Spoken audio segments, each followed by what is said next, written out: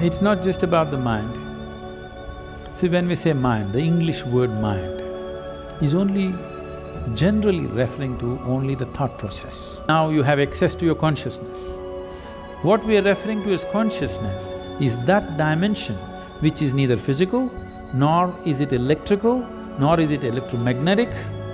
It is a quantum leap from physical to non-physical dimension. There was no word called black hole. Nobody knew there is such a thing. Sadhguru, many years ago, when my son was a little kid, he gave me a book written by Swami Vivekananda. He was describing how ancient gurus could communicate with each other thousands of miles away just by thought. It's like a modern internet, how one computer can communicate with another computer in US or Europe, anywhere. Do you believe that human mind can be trained to influence another human mind or people's mind who are far away just by tuning our mind to the right frequency? Can it be trained? Can we learn that art? You're trying to beat the cell phone companies.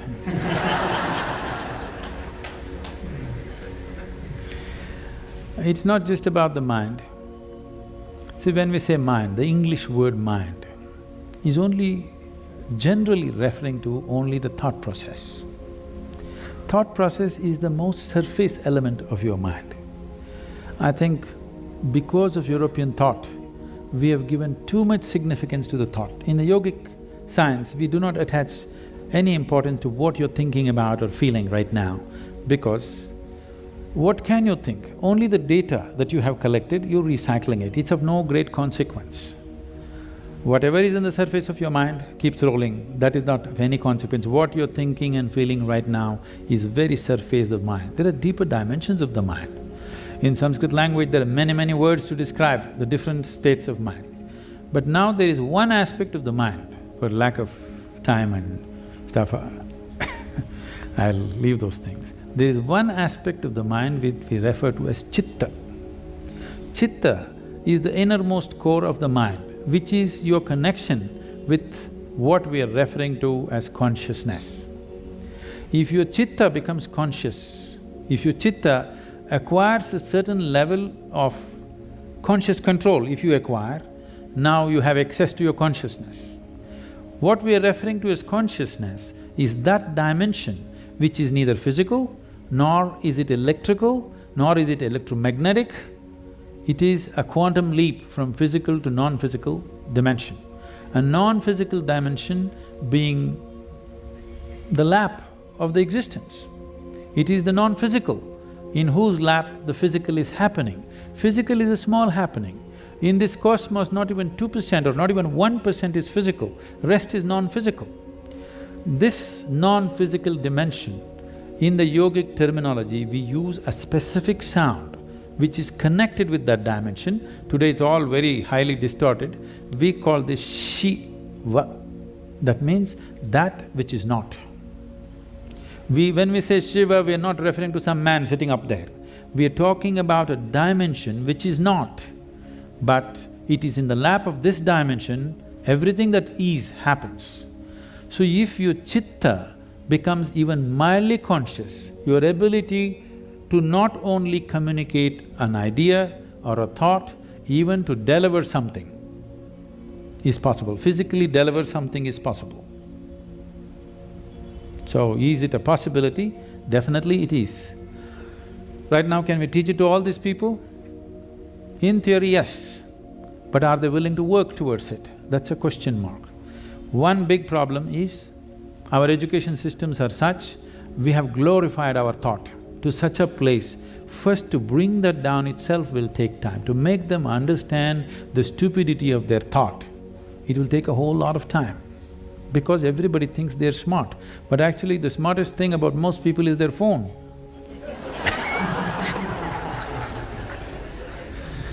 So because your thought process is just an outcome of the limited data that you have gathered. It doesn't matter if I have read the libraries of the world, still it is too limited compared to what it is, what the creation is. With all the scientific development, we still do not know how a leaf really works. We do not know how a single atom in its entirety we do not know with all the scientific exploration. So that should be humbling enough for everybody to know that we know how to use things, but we do not know what it is. It will take a lifetime of attention to even grasp the fundamentals of what it is. So if people are willing to first of all understand, like the whims of their heart you just dismissed as dumb, okay? If they also understand the so-called smartness of their thought process and emotion is quite dumb, now it becomes easy. It becomes easy to train people that communication it's not like, now I want to generate this thought and give it to you, not like that. Things will happen to you before you think. What is best for you will simply happen to you even before you articulate in your mind. You don't have to ever think what you want to become, how you want to be. Life will just arrange itself. An intelligence beyond what you can contain in this bone box starts working for you, and it'll work. You've heard of Ramanujam and others, just opened a window with their Devi, and he becomes that kind of a mathematician, which is, even today after 1 century, they're still trying to figure out what he said. And the mathematical calculations that he gave is the backbone for describing the black holes in the universe. When he was there was no word called black hole. Nobody knew there is such a thing. When we say black hole, what we are talking about is the curve of time and gravity, which is something modern science is battling with. He made mathematical background for that. As the curve increases, what is in existence, physical existence, becomes non-existence. So this is what it is when we say yoga.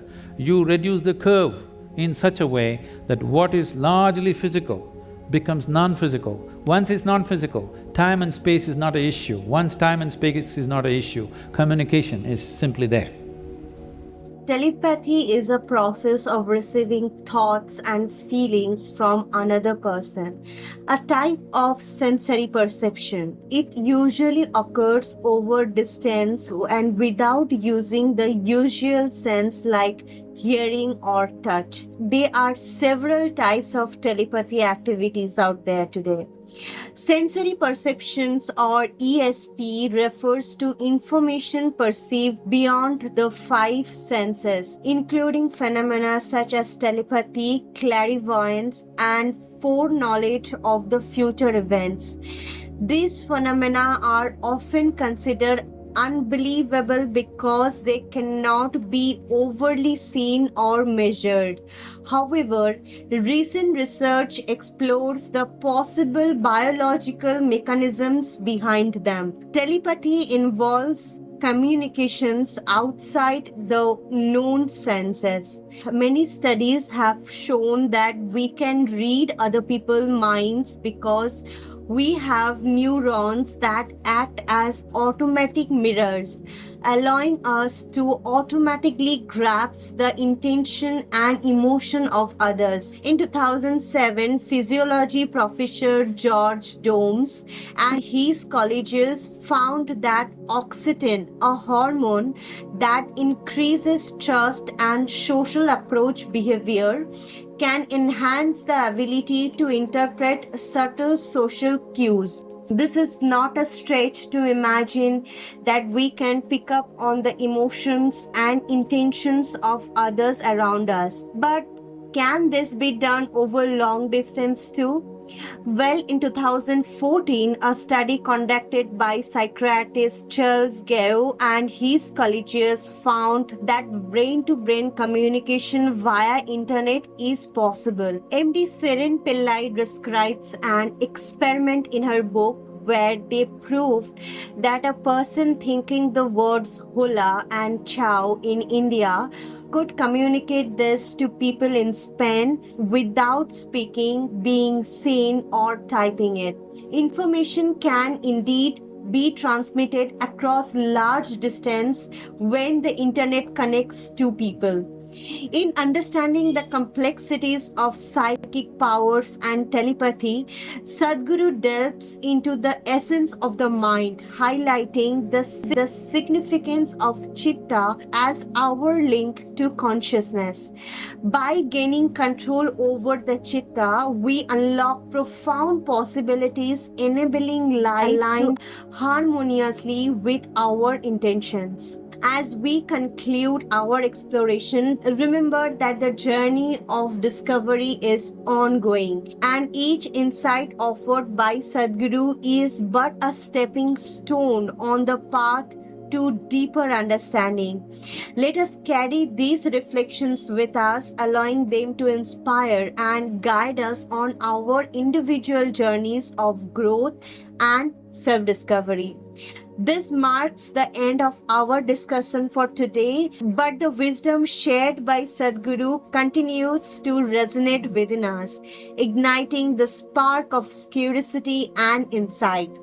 So, thank you for joining today's video. We will see you tomorrow. Until then, please take care. Namaskaram.